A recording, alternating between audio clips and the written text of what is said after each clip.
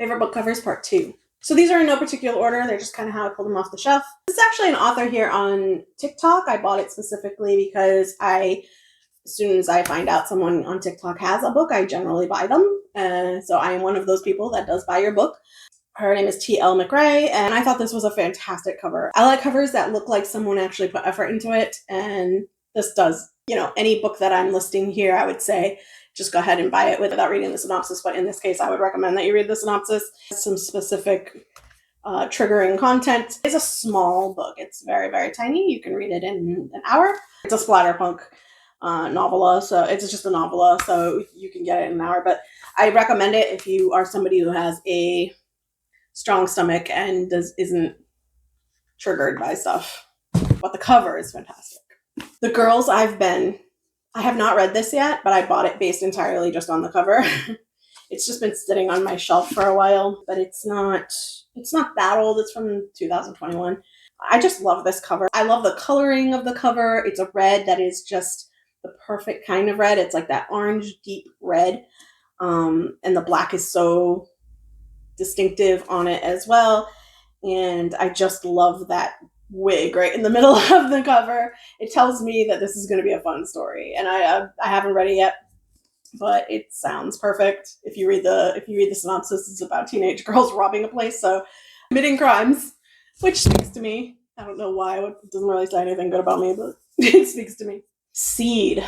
So I actually just bought this recently. It's been out for a while though, but I keep seeing it on my suggested for me based on things that I've bought in the past lists, and I haven't bought it. And I finally bit the bullet a few weeks ago and bought it because it feels like a really creepy, devil-y book. I love anything that is about devil or antichrist. I love anything that is religiously demonic or anything like that. Those are my favorite books. They're my favorite movies. So this just seems really cool. I hope that the book matches this cover, because I think this is really cool. If this was, I always go into everything assuming that no one is an asshole and no one is using AI and no one is just stealing anything or taking clip art or anything like that. I want to believe that this was somebody who put effort into this drawing, but this is really cool. Come on, look at that. It's amazing. So I actually did a video about this not that long ago, a few months ago. This was a book I literally, if you watched the video, you saw me buy it. If you watch any of my videos regularly, then you know that I went on a spending spree at Barnes & Noble, and you saw me buy this. I have not read it. I still haven't read it. It is a big book. It's very large. And it's actually kind of 2 books in one, but I'm a sucker. I was the sucker who fell for this. It's like 1, and then bam, 2.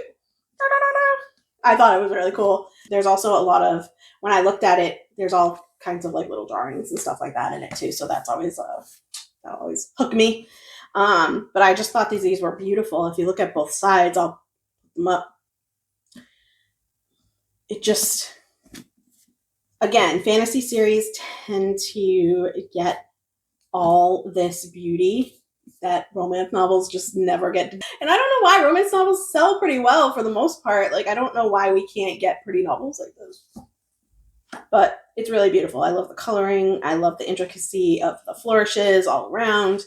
The green is a really emeraldy green. The flourishes make up the chair. It's really cool. And the edges are all pink. So, I don't know. I thought it was beautiful. I hope that I have time to read it, to be honest with you. I hope I find some time to read it. I'm not as fast of a reader as I would like to be. I can read very fast on my Kindle. I read electronically incredibly fast. I can read 200K fanfic or a book very, very fast electronically. But when I have a physical book, I'm just not as fast. And I don't know why, but it just is what it is. I tend to put off reading physical books if they're really long, but eventually I'll get to it. Our Divine Mischief. So this I just thought was really beautiful. The cover itself it's almost hologrammy. Like the heads at the top are, if you hold them in different ways, like sometimes they're shimmery and sometimes they're not. They're black and then they're silver. The green is also very shimmery, but it's very bright. And then the rest of the book is very matte, so it really stands out. I have absolutely no idea what this book is about. I have not even read the synopsis at all yet. I haven't even cracked it open, but it is a fantasy novel, so that's why I haven't read it yet, because I'm really not into fantasy right now. I'm really like anti-fantasy right now. I don't know. I think it's just I'm fantasy out, so book cover totally got me. So this is an older book, but I've always loved the cover. It's The Witch Crag, a well-known horror novel, or kind of horror, I guess. I haven't read it, but I've had it sitting on my shelf for like 10 years, literally. So at some point, I'm hoping, because I'm doing videos now for TikTok, I want to do a lot of reviews, and so it's sort of motivating me to get into, especially this month, to do horror novels. So it's on my list, but we'll see how work goes. Cover is so cool. I love the font that they use. That it looks like it looks like this was made for this book. It's also it's like a hologram a little bit, like when you kind of, I don't know if I'll be able to show you, but say, kind of catches the light a little bit. And I love this this reminds me of something that I would have drawn when I was in class and I was bored up in the corner of a piece of paper or something. This is a really old one, but it's Dennis Lehane's Prayers for Rain. I just love the starkness of this cover. It's that red and black, and it's very cool looking. I've read a few Dennis Lehane novels, and they're okay. He writes a lot, and it's usually like crime novels, mystery kind of things.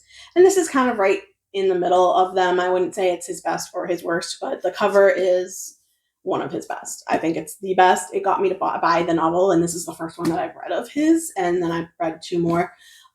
So good job, whoever chose that. Stone Blind. I have not read this. I bought it specifically because I actually didn't buy it because of the cover. I bought this because of the synopsis, and it made me want to read it. It's a retelling of Medusa, kind of a feminist retelling of Medusa. And then I saw the cover and I was like, sold. Oh, I love it. I love that deep, dark green coloring all around the edges. I love the gold of all of the title, and it just works so well with the little snakes that are hand drawn. It looks like I love it. I thought this was really beautiful, and I have it displayed in my other. You guys can see my bookshelves here, but I have a whole other set of bookshelves in another room. So I usually have it displayed there because I like it so much. The Snow Child. This was a pretty good book. This was a Pulitzer Prize winning. It was a finalist for that. It was an interesting book. It's about a couple who want a child so bad, and then they build a snowman, and the snowman comes to life. It becomes their daughter. A little girl comes out of the snow. And I don't want to spoil it, but it's because it's kind of brutal.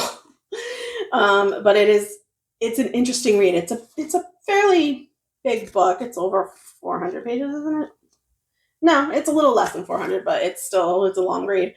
And it's a very strange book, but I would say that this is worth the read. It's very well written. It's very well written for how fantastical it is. And it's a little bit sad. It's a little bit scary. It's got a lot going on for it. But I loved the cover. I love how it almost feels like a children's book, with the way that it is not a children's book. I'll tell you right now, it is absolutely not. I love this cover. I love the coloring on the cover. It's got that texture that I like. I love the little birch trees, the font. Everything about this is just yummy. You just want to eat it a little bit. At least I do, because I'm a weirdo. And finally, So Witches We Became. This is probably one of my top 10 covers. I think this is such a beautiful cover.